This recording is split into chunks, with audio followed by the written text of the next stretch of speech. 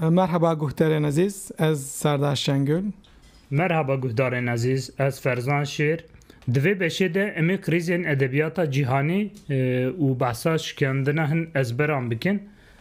Beşa çûyî mamoste me behsa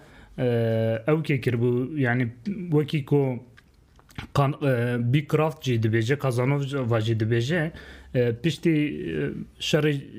duyemîna cîhanê rê lê vebû ku neteweyên din, zimanên din bikaribin têkevin nav wêjeya cîhanî. Ev tarîfa wan e. Êdî min jî gotibû wekû ev dem wekî demeke krîzê ye êdî. Yani ji wêjeya cîhanî bêtir êdî behsa krîzan bêtirî rexneyan têkirin. Di romana globalî de küresel roman de Edim Kirch ji bo Kazanova dibêje cî û nîşana nivîskaran li wêjeya cîhanî, yani pozisyona nivîskaran serê pêşî cî û nîşana berfezaya wêjeya neteweyî li wê derê diyar dibe. Yani Edim Kirch ji Kazanovayê neqil dike, rexne li vê gotina Kazanovayê digire. Em bêjin ciyê ku dilê wêjeya cîhanî lê rûniştî, ciyê ku dilê wê lê rûneniştî, ciyê ku li hemberî wî saz bûyî, yani wek Beckett li hember wêjeya, em bêjin li hember komara wêjeyê, yani ji wêjeya cîhanî bêtir rexne li vê derê li komara wêjeyê. Mesela Edim Kirch dema behsa Orhan Pamuk dike, dibêje zimanekî wekî Tirkî ku qet nayê zanîn. Edim Kirch vê yekî dibêje. Her wekî din li gor Edim Kirch di asta cîhanî de ji bilî Pamuk peydakirina kesekî duyemî ji wêjeya Tirkî bo wêjeya cîhanî gelekî zehmet e. Lewma mirov kare bibêje ku ciyê wêjeya Tirkî diya cîhanî de neyê hesabê bibêjî, dîsa nivîskarekî vî zimanê Nobel girtiye. Gelekî bandor li ser vê têgeha wêjeya cîhanî kiriye. Wextê behsa Tim Parks, navên din Moretti, David Demroş wan bikin, em ê dîsa behsa, em ê vegerin behsa Pamuk. Wekû ev jê derka Kazanovayê tiştekî gelek sînordar û bijarte be. Tu li gel vê çi dibêjî mamoste? Na rast e. Mesela em di vê bernameyê de bêtir li ser qeyrana edebiyatên cîhanî em bisekirin. Bi min tiştekî pir ecîb e. Yani ger 1990 de gava Yekîtiya Sovyetî tekçû êdî ew dinyaya du cemserî hilveşiya û li şinavî teorîsyen û siyasetmedaran mizgirniya pekane dinyaya nû dan. Ev dinyaya nû çi bû? Êdî ew perdeya hêsînî rabûbû ji navgela û li hember herîkina sermayê jî û mirovahiyê jî fikr û ramanan jî hemû sînoran rabûbû, êdî piştî tekçûna komûnîstan jî êdî asteng nemabû li ber mirovahiyê. Wisa xweşbîniyên zêde liberal hebû. Lê pir ecîb e, di nav 10 salê de êdî em behsa krîza qeyrana dinyayê nû jî kirin. Edebiyata cîhanê jî tam di vê serdemê de ji nû ve şaxda em behsa qeyrana krîzê wî jî dikin. Bi min yek sedem, eger em werin ser mijarekê tu bala me dikişîne, yek sedem ev e. Mesela 100 sal berî wexta Goethe û Marxê de liberalizm hebû û alîkî din komünîzm, sosyalizm şaxda bû. Lê vekî fikrek û vekî tevgerek. Lê zû serê vî hat pelçiqandin. Ev tevgera karkeran tekçû, Parîs Komünü û şerê cîhana yekemîn de duyemîn de çû piştê jî şoreşa Sovyetê pekanî. Ama salên nodî de vekî fikr û raman êdî aktorek nû hebû di dinyayê de. Ev çi bû? Teoriyên postkolonyal, rexneyên dişkolonyal, Yekîtiya Sovyetê vekî devletê tek biçev jî رامان و رخنه مارکسیزم هیچ سرپیا بو و علی که دنجی لیبرال هبو شاغین لیبرال هبو بمن یکش صدام اوه پشت نودا ام بحثا قیران ادبیات جهانی دکن چونکه ایلی هر کس او نونرین او هر سه شاغا یعنی رخنین پست کلونیال دش کلونیال علی که رخنین مارکسیزم تشتین چینی علی که و تشتین لیبرال کوزموپولیت علی که هر کس جی پنجره خو هول داکو پناسکرنا دنیای نو بکن لی دویم بپرسن اوی رومانا اورهان پاموک و جورین ادبیاتن بویرنگی لکود که دنیای دو جمره چه دبیجه ته بحثا دیوید دمروش کربو نوسا قاوا بحثا رومانا اورهان پاموک که بلکی تو دکاری بمره پارو بی ما مستشتی کو تگوتو بو مثلا بشادن تگوتو بو یعنی چما اف هیوی پیک نهات مثلا بمنجی شخوت پیناسیا مثلا چینا کارکران برجوازی لیبرالیزم تجهیلا آبوری و برپیش کربو بیا من افتشی یعنی دوی مثلا ایدی مروف ناوی پودکستامه جی بشادن جی بشار جی ویجیا جیهانیه لی ده اصلی خود یعنی دوی تگه ده بخوشی قیرانه که چما وقتی که گوته بحث که 100 ساله من بیشتر 19 20 جی جوته گه رهیه لی دیسا جی تدگویا چما پیکنای جبر کو د اصلی خود اف مدل نه مدل اویجه جهانیه وکی کو د چند نویسین مورتی د درباز دبه ادبی اوروپا انگو اوروپا اویجه دور نویسک دن ده شویا تعریفا خو مورتی دگهرینه یعنی هم اروپای ویژه‌ای بکارتینه هم جی ویژه اروپایی جی بکارتینه ادبین بلکی جهانی بهتر اف مدل گرینگه یعنی دوی مروف وقتی رخنل و تگی بگرف گلمپری کرن تشتکی پر تعلقه هر تشتی دخه هندره خو و هر تشتی دخه ده حوینه وکو دیپش چاکرابارتی دبی یعنی Avrupa'yı taşralaştırmak. Dur da tegek bekartine tarihin bekleme odası. Yani dirok her peş vedece gelin paş dve bişopinin le tu her tim lejiki tülbendeyi tücari ne mümküne peş ve biçi biyame pari ki beve tegehe ve gredaye yani u vakti ku me beşadın me bahsav ki jikirmego bazar وقت لیتراتور و ویژه جهانی ده همان دمه ده درکتیه نشاش بم یعنی بلکی وکی کو آرژاناری جارنات گوت بیرامن لمن نختمی به بیرامجی لمن نختمی به از باورم تیگه ها ویژه براوردی جی ده همان دمانده درته و پیدویا سرکی یا درکتنا و تیگه هجی مسئله که پرچبونا دناف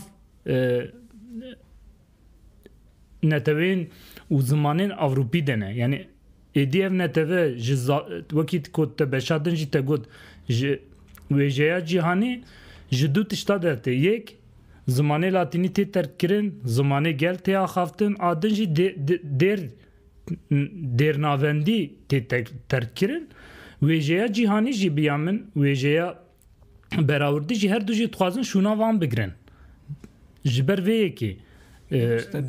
te bahsa Beecroft şekeri bu ekoloji gava ve tegehi bikar. Mesela tiştek acayip yekşi qeyranên edebiyata cihani çiye bimin Amir Mufti de 2006 da kitebek dinivîse û dibe Forget English Orientalisms and World Literatures yani İngilizce jibir bike işte Orientalizm û edebiyatên cihanî baldik şine dibe 2016 de ve kitabı dinivîse referans de kitaba David Damrosch What's World Literature yani edebiyata cihanî çiye berga ve kitabı pir acibe de berge de یکی سفنکس هی مصری سری سفنکس هی و چند هب اورینتالیست هول دادن سری سفنکس سری وی بوزینه دسته وان دا مزرو هنه بوزینه امیر مفتی دبی چما کتابی که لسر ادبیات جهانی برگه کی وسا اورینتالیست بکار آنیه دبی بلکی ev tiştek pirsek de pirse gele ev edebiyatên cîhanî ê ku hewl didin resme edebiyatê cîhanî bi tevlîbûna zimanên din edebiyatên din resmek wisa çêkin gelo xwe çi qas ji pêşqebûlên oryantalizm û kolonyalizmê rizgar kirine. Gelo qet hesabê ji dîrokê pirsine. Gelo teoriyê wan hewldanê wan hene ku nevekhevî di nav zimanan de di nav edebiyatan de çawa çêbûye, çawa derket meydanê. Mesela David Damrosch helbet vana teorisyenên mezin û karê mezin kirin ama dibe çi ye edebiyata cîhanê yek dibe pêşî edebiyat be metnek wekî edebiyat were qebûl kirin a dudiya jî wekî global yani bi avayê gerdûnî were xwendin yani li kanonê dinêre metnê dinêre û belavbûna metnê dinêre yani ev metin çiqa belav biye di nav gelên din de çiqa hatine wergerandin bi zimanên din de jî hatine xwendin dibe ev dibe malê edebiyata cîhanê baş e ji bo resimkirinê baş e lê dibe em bipirsin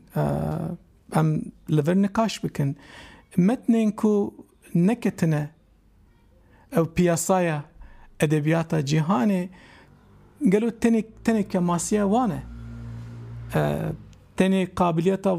vangelan re giredayîne ev hêstan em dikarin tiştek wisa ji bikin yan jî em jinû gava em qeyrana edebiyata cîhanê nîqaş dikin em belkî dikarin jinû dîrokê binêrin dîrokê pêkanîna edebiyatê binêrin.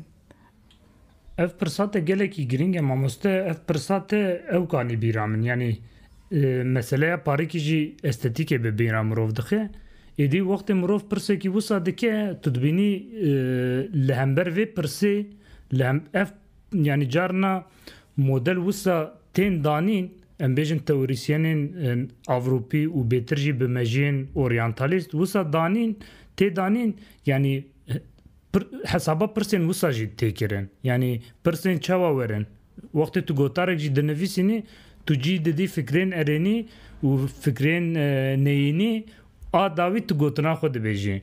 ev model jî parîkî bi min wisa tên carna van hesaba van pirsan jî tê kirin û li pey van pirsan jî tu dibînî ku ji bo ku ev pirs bên berteraf kirin ew model wisa danîne ku şêwaz û estetîkê jî li te ferz dikin ji xwe krîza serekê jî biya min bêtir li cem Theme Parks jî ev tiştê ye dibêjin êdî herkes bi rengekî dinivîse yani te dê ertnigarî sînorek ji mirov re datîne Theme Parks ew kê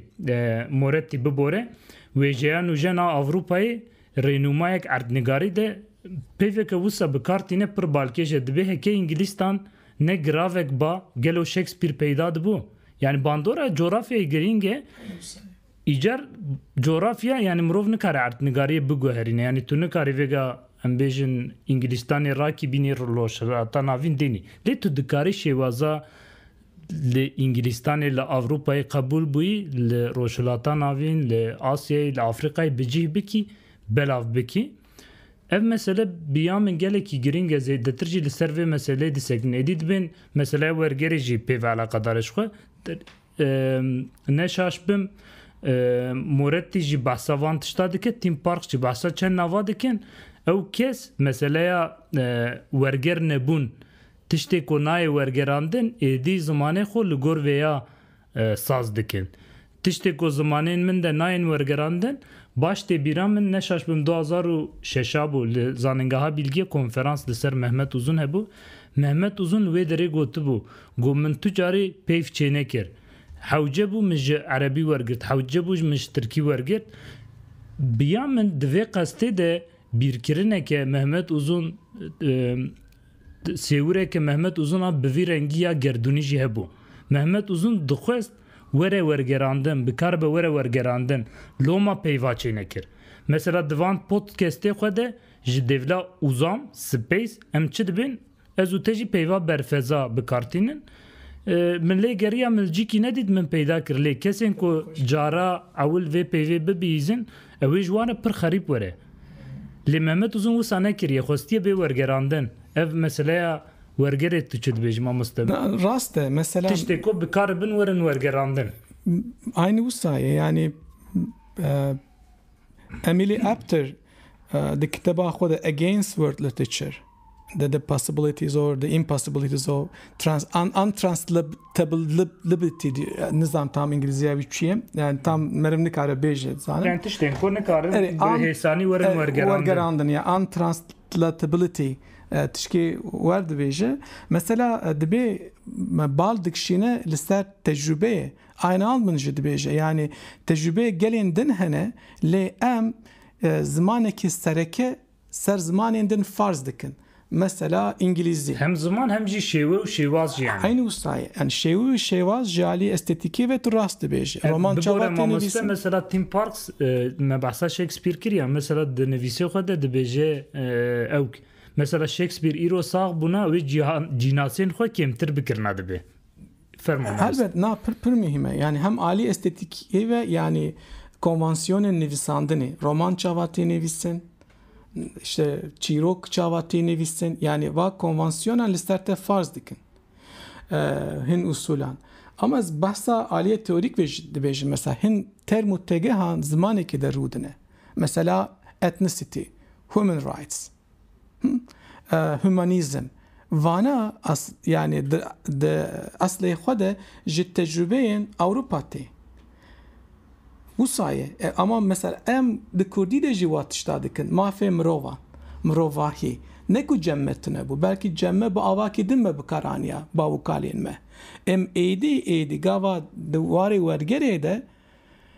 ده همان معنى يددن ايدي أمجي تجربة خوش دبن يعني باختن دبيجة بوليفوني ايدي بوليفوني تك دچه ايدي يك فوني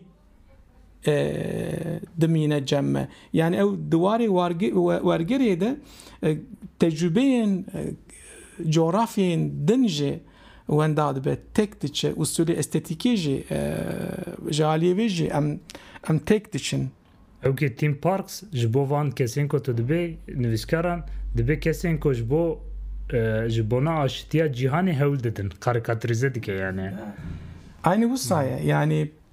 میناکین ویجی پاموک و رشتینه یعنی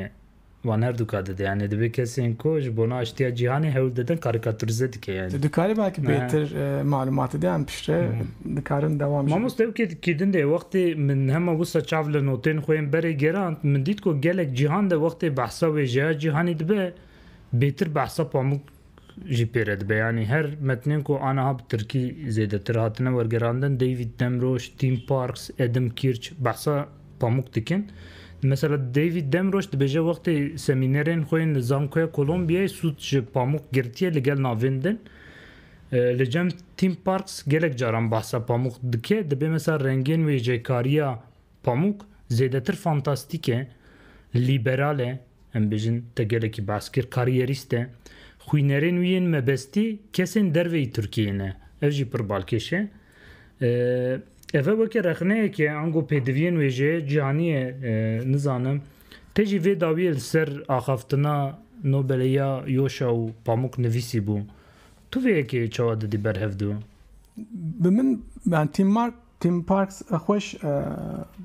analiz kiriye. Yani êdî ev berfezaya edebiyata cîhanî ji alî estetîkî wê jî dişibin hevdû. Yani li hengê romana evê karaktera atmosfere romana gelek dişibin hev û kozmopolitanîzm têde hene û estetika postmodern têde hene û ancak romanên ki bi vê avayê hatin nivîsîn ji aliyê rexnegirên yan ji dergewanên komara edebiyatê hatin pêşwaz kirin hatin qebûl kirin wekî nasnameyê êdî tamam tu ew qabiliyeta te heye ki tu bibe parçeyek edebiyata cihani yani Kazanova hem vat tişta dibêje ama pir ecîbe kitêbewî bi min ji vê alî hem jî gazin da vat tişta dike her duka yani her dukan dibe yani xwezî ev çê nebûya bi min qeyran li vir dest pê dike eğer em رخنه لوی کتابی بکن مثلا کازانو وکی مدلک بگرن چیه پرسکره که هری مزن یعنی دستری ده مدلک دینه ده orta kitabı da despedi ki berb davi ve kitabı hemut tezin xwe buxar rexne dike aslında eşkere ne beji eku yani tişte ku daviya xabatı de dest xistiye lehemberi modela vid xebite ev tişte ki pir acibe yani çünkü self refleksif aynı bu yani bahsa komara serxwejî de fikre yani mesela bahsa komar dike ama daviye de komar jî newse komar peyv wekî peyv jî komar yani mesela peyva ew kê pir gilover e dünya edebiyatı wê jeya cîhanî komar yani gerdûn kozmos newse peyvên giran komar yani referans tişteki demokrat buyun jî dike siyasette de komar li gel komarên din jî çê dibin yani edebiyat cîhanî wekî berferzaye wekî komar ava bûye ama daviye de em dibînin ji komarê bêtir vekî împaratorî tevdigere em ji komarê çünkü yani navendek heye hezavî heye zimanek farz dike nav komare ama eslê xwe de wekî împaratorî yani li şûna împaratoriyê dînî împaratoriyê seküler li şûna modele feodalite belki li ser modele tim model jî bazarê kapitalist yani wisa tevdigere ama mesela eğer müsaade be belki em dikarin bal bikişinin ve meseleye de her kitêbê de yani teoriye de tiştekî daxilî teorî bûne bi min ew bi qasê giring e ku em bala xwe bidin tiştekî daxilî teoriyê nehatine kirin ev ji me re dibe çi yani penasekirina dinyayê Kazanova da kîjan dîrok li derva mane mesela bahsa dubelayê dike manifestoya dubelayê li hember Latin zamanê Latînî dike bahsa Martin Luther dike li hember dîsa Latînî vê wergerandina vê İncilê dike ama vana sed sala şanzdemîn e çêbûye ama beriya van sed sala panzdemîn de yani 1492 de sala ku Christoph Kolomb dest bi sefera xwe kiribû Antonio de Nebrija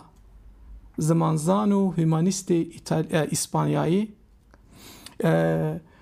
gramer kitaba gramera ewila Ewropa dinivîse pir acêb e Kazanova qet referans nade ve kitabê yani zimanê ew kitaba gramera ewilê Ewropa dinivîse ve kitabê îtixafê Keybanî Isabella dike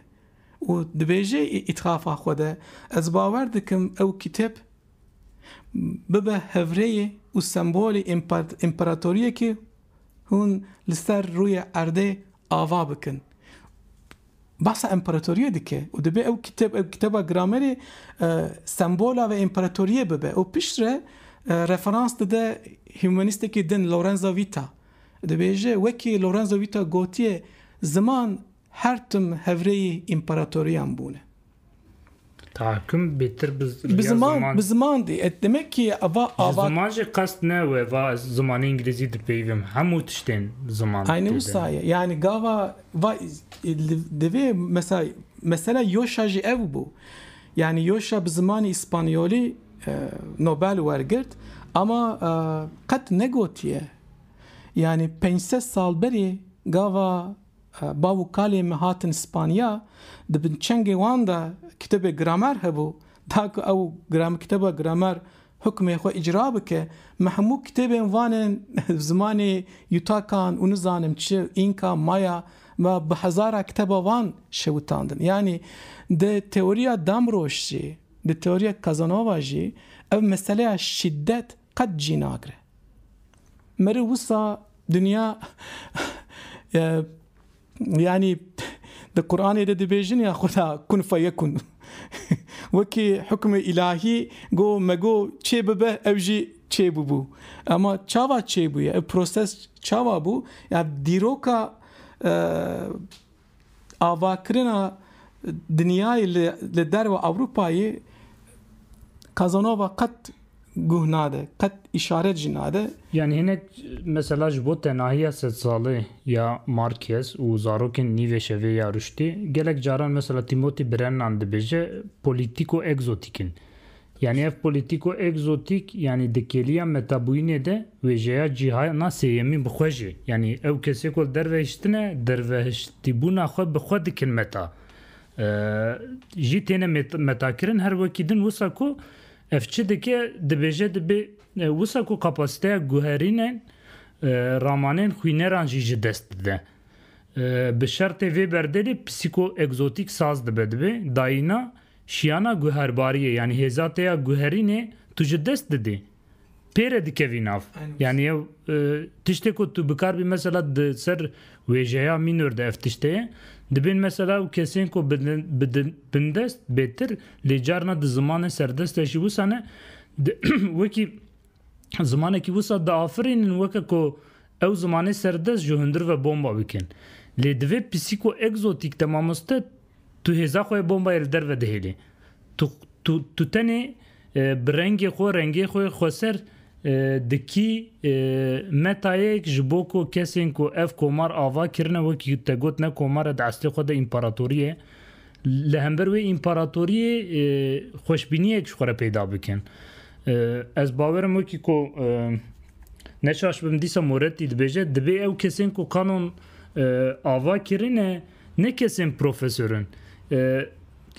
xwendekarin dibe xwendekar zêdetir kanona da afirînin îcar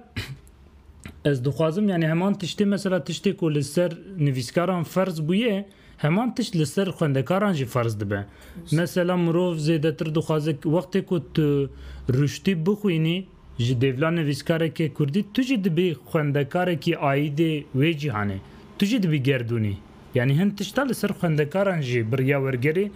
tê ferzkirin yani heman tişt li ser xwîneran jî me goya ferz dibe xwînerên ku berhemên gerdûnî dixwînin hest pê dikin ku xwemalê cemaeteke xeyalî ya navneteweyî ne Team Parks VTG'ye bikartîne ya pirsa min hebe mamosteşter gelo ji bo xwînerên Kurdî jî mirov dikare tiştekî wisa bifikre. Yani em bêjin îro berhemên Kurdî gihîştiye hejmareke wisa ku êdî têgehên rêgeza ecibandinê beyenî ilkesî ya bordiyo dikare têde kar bike. Êdî di xwendinê de tercihên me hene berê nexwendina Kurdî ji ber kêmbûna berhema bû kêm berhema bûn yani 10 berhema bûn di nav çend hefteya de te dikaribû teva bixwe de lê salek diçû tiştek derne dike te nikarbû bixwende tu diçû berê xwe dida farisî, erebî, îngilîzî, fransîzî zimanên din. Gelo îro mirov dikare behsa cûreyeke xwîneran bike ku Kurdî jî dixwînin lê belê dixwazin xwe bigihînin cemaeta xeyalî ya navneteweyî jî. Yani bi Kurdî li gorî vê peywendê nexwendina Kurdî ji quretiyê tê an ji ber naskirina derdoreke firehtir ya gerdûnî. Bi min yani ji ber ku te teza xwe doktorê li ser vê mijarê jî nivîsî yek ji mijarên te bû belkî tu dikarî ji min bêtir bersiv bidê ama rast e yani tişkî divê em kanebe em vê pirsê wekî pirseke sereke bipirsin. Cara bikin. Em bikin. Ez dixwazim divir bal bikişin mijarekî din bi min evê tu da ku meriv fehm bike qeyranên edebiyata cîhanî ev jî mesele mühîm e. Di kiteba Casanova'yê de tiştek bala min dikişîne. Ev jî bikaranîna dîrokê ye. Pir enteresan e. Gava Casanova ji me re jî gelek tişt dibêje ev tişt. Gava Casanova bikaranîna evê pekanîna dinyayê modern dike referans dide dîrokê. Ama qet referans nade kolonyalîzmê. Yani avakirina dinyayê modern de dibe qey kolonyalîzm qet çê nebûye. Lê di ortê kitêbê de behsa dekolonyalîzm dike. Ev usulekî pir ecîb e. Bêyî ku behsa kolonyalîzm dike dibe sed sala 19 şunda êdî hin gela xwe li hemberî kolonyalîzm işte serê hildaye û serxwebûnên xwe ya siyasî bi dest xistine. Li vir ji referans de du şoreşa. Şoreşa her der ku warê ziman de pekaniye şoreşa Fransa ku duwarê siyasî de pekaniye dibe hemû dunyayên seyemên yani dunyayên geyri Avrupa ilhamên xwe yên serxwebûnê ji her du şoreşan girtine. Evî têgeha kitêba antropolog Jack Goody heye The Theft of History ve diziya dîrokê. Bi min Casanova ji diziya dîrokê dike. Qet ev jî referans nade şoreşa Haîtî, şoreşa İrlandayê, şoreşa Meksîkayê. Va şoreşa ilham da van gelan nivîskarên wan. û di nav va şoreşan da gelek nivîskar jî rolek girtiye. Qe nebe ev şoreş ilham da van jî. Yani Casanova hinek şoreşan jî li derva dîroka dinyayê dihêle. وەکی دل مۆدەلا کۆ پێشکەش دکێژی یعنی مۆدەلا ئەوروپای لێ تو نەمەجبوری وەک ئەوروپای ببێ یعنی تو نەمەجبوری جلوبەرگێن ئەوروپای لەخوا بکی جلێن تێن خوەسەر هەنە ji xwe biyame ferqa mamoste farqa bî kraft û Casanova jî parîkî li vir e yani mesela Casanova tiştekî wisa dibe mesela pêş veçûne niyeteke hümanîst e jî yani çawa bêjim di nav dûnikê de ne niyeteke xirab e jî mesela dibe em pêş veçûne bila ev gel jî pêş ve biçin rengekî wisa jî têde heye li gel ewkekî lê li cem ewkê li cem ekolojiya bî kraft rêz û hurmet jî wir heye ew xwe li pêş nabîne em bi vî rengî dijîn ev kes jî bi vî rengî dijin cudahiyek wisa têde heye vêya wekî bêtir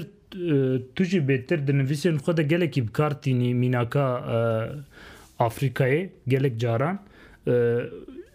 bî kraft jî mesela modela xwe ya alternatîv li ser ewkê peyda dike li Afrikayê peyda dike mesela dibe zimanên wanê neteweyî bi rengekî zêde wêjeyî geş dibe dibe di asteke cîhanî de ji bo armancên wêjeyî zimanên herêmî tên bers kirin li modela ewkê ne wisa dibe tu birêya wergerê tu derbasî van zimanan bibî divê tu xwe tercüme bikî tu xwe bi wan bidî naskirin tu rengê xwe bi wan bidî naskirin. Durust e. Yani mesela di kiteba da ji ber ku fehma Casanova dîrokî wisa ye nikare tekiliya di nav gelan de jî coğrafyayan de jî baş analiz bike. Mesela farka bî kraft tego ekoloji çi ye? Gava mere vil model ekoloji dinêre rola herkes heye ama kesekî êdin ewka girîngtir nîne. Pevre gredayên aslında di dîrokê de jî teorisyenên wekî Eric Wolf, Sabrahmanyam ve tişt bikaranine connected histories yani dîrokên pevgredayî bahsa vê tiştê dike. Gava em werin ser Kurda belkî em dikarin dîroka Kurda di dîroka dinyayê de çawa bû û pêşengên edebiyatên Kurdî Kurmancî be, Soranî be, Loranî be, Zazakî be, Kirtkî be fark nake em pêşengên edebiyatên Kurdî berhemên xwe di peywende çawa de danîne tekiliya wan bi dunyayên derdora wan çawa bû ev çawa guheriye da ku em van baş analiz bikin em belkî berê xwe bidin şoreşên siyasî, askerî, ekonomîk yan jî tekçûnên civaka Kurdî jî em vana qet nebe li ber çavê xwe bikirin çünkü vana di walahiyê de ne em dibin xwîner ne di walahiyê de em dibin nevîskar em di ortê dinyayê de wekî Saîd balkişan di bi gava li hemberî Foucault derîda derketibûne World Critic and Text hani va metin jî nevîskar jî di nav dinyayê de ne. Neyse wekû yani herkes mesela li Avrupayê ji dayîk bûbe wekû li Avrupayê ji Avrupayê hatibin qewrandin yani kesên derveyî Avrupa wekû tamamî sürgünên Avrupayê bin. Wisa yani rojekî em ê vegerin wir em ê ji wê derê qebûlek bigirin. Rast e mesela tiştek te pirsî bû evê kiteba Casanova de hebû gava nivîskarên dinyayê taqsîm dike pir enteresan e ji bo ê ku ısrar dikin bi zimanê xwe binivîsin vana wekî rebel bi nav dike yani dijraber asî isyankar ê ku êdî teslim bûne yani dev ji nivîsandin bi zimanê xwe berdane vana jî wekî stixwar bi nav dike ê ku obey yani tu zanî ji bo kê Ew dibe pêjî mamoste Kazanova ji bo kesên ku van kesa mesela pir mesela dibin kesên kahîn filan mesela berova jî wî açebe van cure nivîskaran wekî mamoste binêr kahîn li ku mamoste aynı wisa ye. Ama ji bo mesela Kazanova kesên ku bi zimanê serdesta binivîsin ama bi avakî din binivîsin ji bo wan dibêjin revolutionaries of the world literature yani şoreşgerên edebiyat jiyan. Ev kî ne? James Joyce û Samuel Beckett. Yani İrlandiyine lê da ku bibin edebiyata endam edebiyata cîhanê bi ziman İngilîzî dinivîsin lê İngilîzî bi avakî din dinivîsin. Edê xera dikin jinû ve ava dikin lê em bipirsin gelo nivîskarên Kurd bibin asî isyankerên edebiyatê cîhanê şoreşkerên edebiyatê cîhanê yani rola wan cîhên wan çi ne? Çava xwe wekî bi edebiyata cîhanê re tekildar his dikin. Belkî em êdî de dikarin bername nû de jî bala xwe bidin. Belkî mirov van tişta ji nivîskara bipirse yani nivîskarek di qada xwe de şareza wê jiyayê cîhanê heman pirsa ne tenê pirsên retorîk pirsên ku li bersivan jî digere bi vî rengî mirov bipirse dibêm çêtir e. Helbet. Di beşa pêşî de beşameya pêşî bi ser mijara wê jiyayê cîhanê em ê li gel mêvanekî xwe ye şareza behsa heman mijara bikin. Em devam bikin. Bi destûra te mamoste heya beşekî din em ji xwendekarên xwe re bibêjin guhek li me bin guhek li dinê bin. Em wisa bikin. Spas saet xweş